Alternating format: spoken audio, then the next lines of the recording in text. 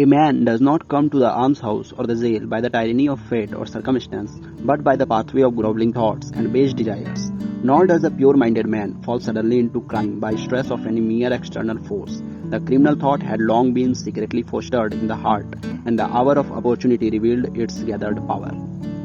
इंसान बंदी गृह या जेल में किस्मत के खराब होने की वजह से, यानी कि बदकिस्मती से, या फिर परिस्थिति के मार की वजह से जेल नहीं जाता है। सबसे पहले मैं क्लियर करना चाहूंगा किस जेल की यहाँ बात करी जा रही है। बेसिकली ऐसा लाइफ जो जेल से कम नहीं है, यानी कि आप हर तरफ से बंधे हुए हो, आप हर तरफ से कैद में हो, तो उस जेल की बात की जा रही है।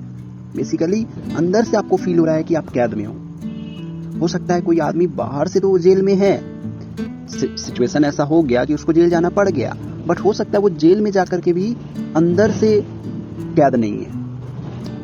यही मैटर करता है कि बाहर से आप कहीं भी हो, क्योंकि लाइफ इसी को कहते हैं कि सिचुएशन कैसा भी हो सकता है, सिचुएशन में आपका कंट्रोल नहीं है। आज सिचुएशन अच्छा है, कल कुछ भी हो सकता है। कोई जेल जा सकता है बेवजह, किसी के साथ बेवजह कोई एक्सीडेंट हो सकता है, कुछ भी हो सकता है।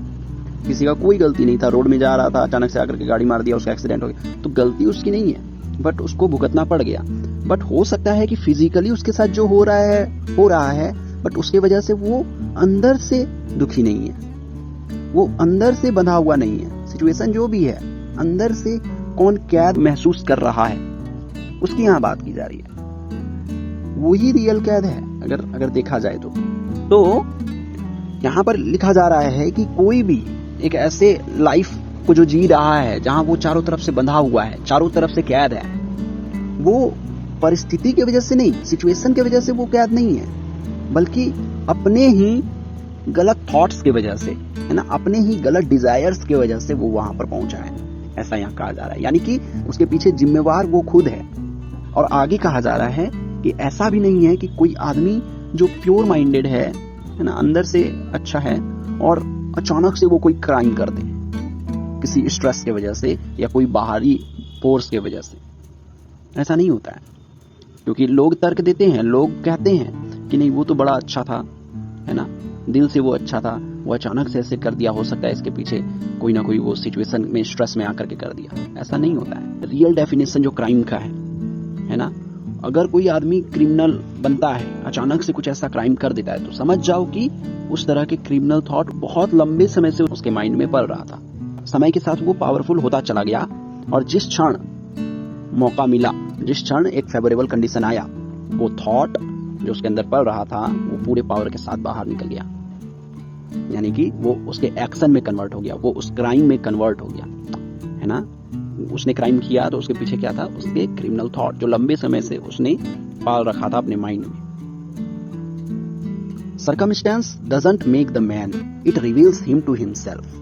No such conditions can exist as descending into vice and its attendant suffering, apart from vicious inclination, or ascending into virtue and its pure happiness without the continued cultivation of virtuous aspirations. And man therefore, as the Lord and Master of thought, is the maker of himself, the shaper and author of environment.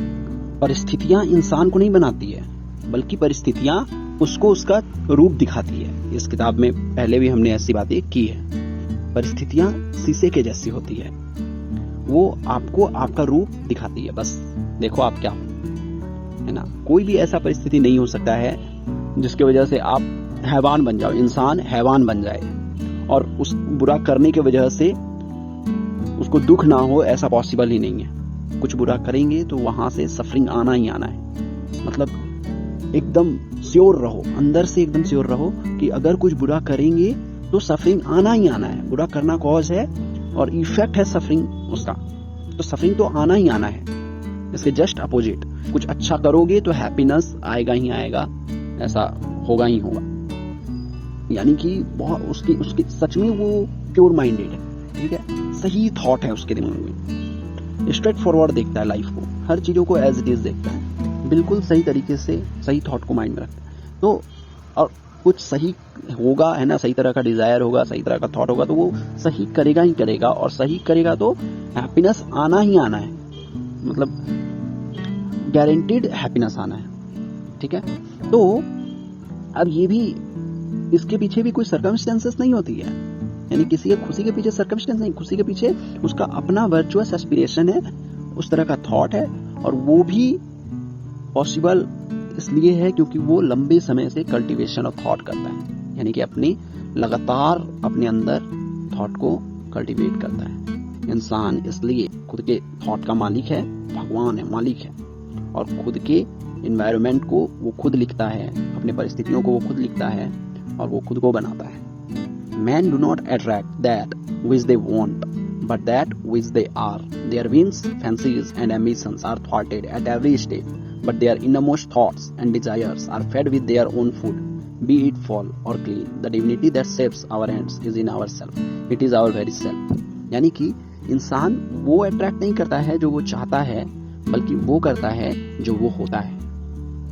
यानी कि आप क्या चाहते हो अपनी life से, वो matter नहीं करता है। आप उसको अट्रैक्ट नहीं करोगे अपनी तरफ, आप उसको अट्रैक्ट करोगे जो आप हो।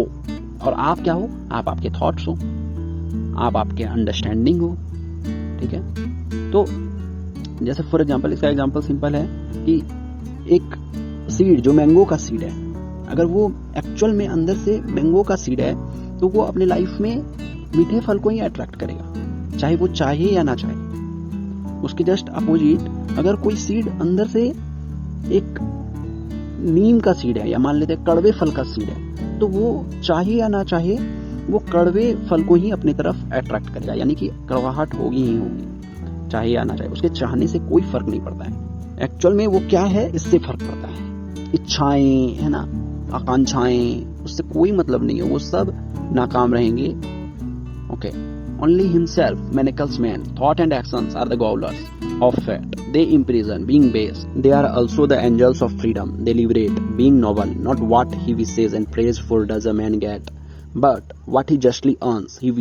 His wishes and prayers are only gratified and answered when they harmonize with his thoughts and actions.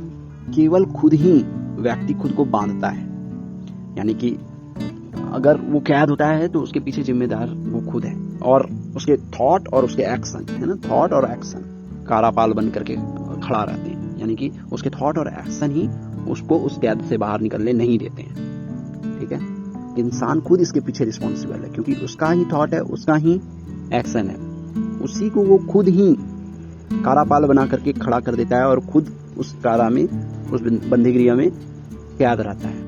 इसके जस्ट विपरीत इंसान खुद ही अपने थॉट और एक्शन को एंजल ऑफ फ्रीडम बनाता है, यानी कि आजादी का एंजल बनाता है, जो कि उसे लिबरेट कर देते हैं। उसके ही थॉट, उसके ही एक्शन उसको लिबरेट कर देते हैं, यानी कि उसको आजाद कर देते हैं। अब आगे कहा जा रहा है कि इंसान जिस चीज की इच्छा करता है, कामना करता है, उसको वो नहीं मिलता है, बल्कि वो मिलता है जो वो कमाता है, ठीक है। जो उसका एक्चुअल कमाई है वो ही उसको मिलता है। चाहने का इस दुनिया में हर कोई बहुत कुछ चाहता है, सबके पास एक पूरा का पूरा लंबा लिस्ट है कि वो क्या क्या चाहता है, ठीक है। एक से एक सब कोई बहुत कुछ चाहता है, बट चाहने से कुछ नहीं होता है, बस वो ही उसको मिलता है एक्चुअल में जो उसका कमाई होता है। और उसकी कामनाएं, उसकी प्रार्थनाएं तब पूरा होती है जब वो उसके थॉट और एक्शन के साथ तालमेल में होती है, यानी कि एक इंसान जो सोचता है वही करता है, और जो वो करता है उतना ही कामना करता है, यानी कि एक हो गया थॉट, उससे एक्शन, एंड एक्शन से रिजल्ट। तो वो एक्चुअल में जो करता है, जो उसके एक्शंस हैं, और उससे जो रिजल्ट आना चाहिए है ना, उसके एक्शन के रेशियो में जो रिजल्ट होना चाहिए, वही रिजल्ट उसकी कामना है, तो जरूर ही उसका कामनाएं पूरी होगी, ठीक है। तो यही यहाँ कहा जा रहा है कि आप विश करो, है ना, आप प्रे करो, आपकी कामनाएं और इच्छाएं पूरी होगी, लेकिन केवल तब जब ये आपके थॉट और एक्शन के तालमेल में हो। Thank you so much.